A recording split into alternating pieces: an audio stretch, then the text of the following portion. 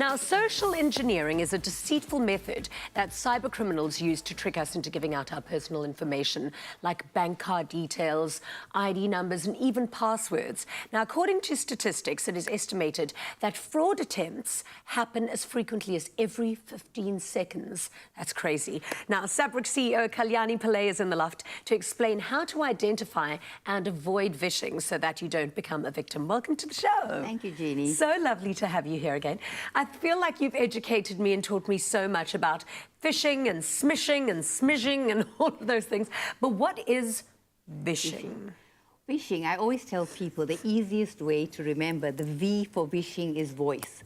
Okay. So what it is very similar to phishing and smishing, where you get communications from the criminal, from the perpetrator, trying to solicit your personal and your confidential information, but they do it by making a phone call to you.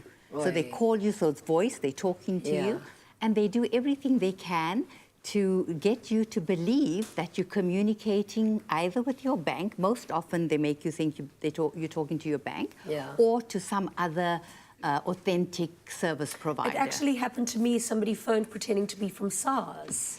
Of course, and especially when it comes to the time of rebates, you know, so they want to get your personal information, they'd lie to you and say, we're about to pay your rebate, but we need your bank account details, we need this, that, and the other, and people get emotionally caught up in it, unfortunately, and they know that, so this is exactly what they do. So some of the things we're saying to people is that be aware of the fact that criminals will always call you to try and get your personal and your confidential information. The things to look out for is that they would say that they're from the bank, or they would say they're from the receiver of revenue. They would try and get you to be emotional about something. They may even say, and we've seen it of late, where they've been saying, we're calling from the call center of your bank. We picked up that somebody is about to do a fraudulent transaction, and you're going to be receiving an OTP on your phone now, so we'll hang on. The minute the OTP comes through, please won't you give it to us? Because in that way, we'd be able to cancel this transaction. In the meantime, what's happened is that they've already lined up an online transaction, and what they need is the OTP to complete it. And here you went and gave it to them. So remember that nobody, well, your bank, for one, will never, ever do it. Nobody should be given the OTP ever, because you only need to put it in as your second level of authentication when you doing a transaction. So I think those are, you know, some of the things just to always be mindful of. And it's simple. Don't ever give anybody your personal information on the phone, especially strangers. Don't give your OTP to anybody ever. It's a not negotiable.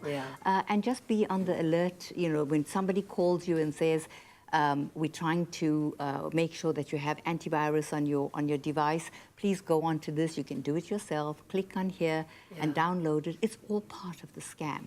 What happens, though, if we do get caught in it? Well, if you do, and the minute you realize it, if you're suspicious after you've actually gone ahead and given information, contact your bank immediately. Tell them that this is what's happened and there's a possibility that your account could be compromised. Get them to stop your bank cards so that they issue new ones, reset your PIN numbers, get new passwords. You know, very important to also remember that you shouldn't wait to be compromised to change your PIN numbers and your passwords. We should get into the habit of doing it fairly regularly.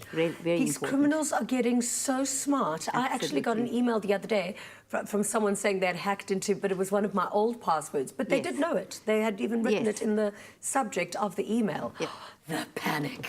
Best to delete. No, exactly, just delete. Thank you so much for educating us on all of these crimes. It's lovely having you in the loft again. Thank you, Julie. So join us again next week when SABRIC CEO Kalyani Pillay explains how to avoid becoming a victim of ATM card swaps. Sure, that's stressful.